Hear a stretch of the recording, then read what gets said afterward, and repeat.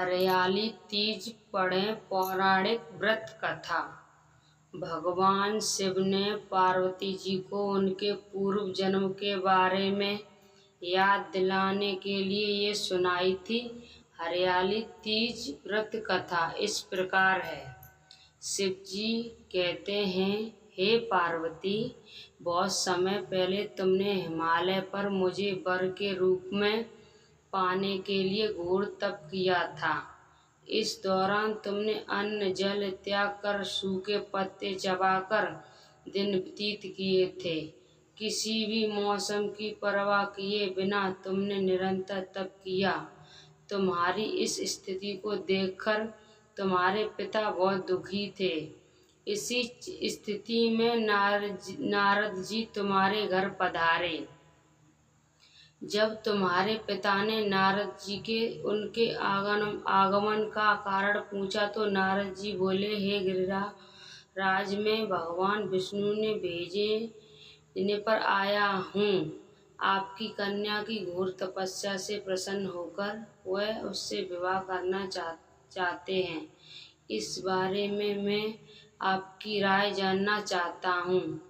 नारद जी की बात सुनकर पर्वतराज अति प्रसन्न के साथ बोले, नारद जी, यदि स्वयं भगवान विष्णु मेरी कन्या से विवाह करना चाहते हैं तो इससे बड़ी कोई बात नहीं हो सकती।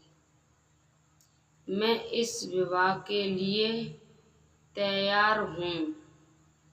फिर शिव जी पार्वती जी से कहते हैं, तुम्हारे पिता की स्वीकृति पाकर नारद जी विष्णु के पास गए और ये शुभ समाचार सुनाया। लेकिन जब तुम्हें इस विवाह के बारे में पता चला तो तुम्हें बहुत दुख हुआ। तुम मुझे यानी कैलाशपति शिव को मन में अपना पति मान चुकी थीं। तुमने अपने व्याकुल मन की बात अपनी सहेली को बताई।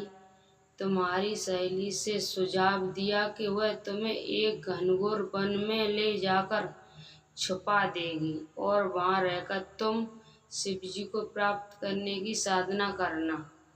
इसके बाद तुम्हारे पिता तुम्हें घर में न पाकर बड़े चिंतित और दुखी हुए। वह सोचने लगे कि यदि विष्णु जी बारात लेकर आ गए और तुम घर पर ना मिली तो क्या होगा।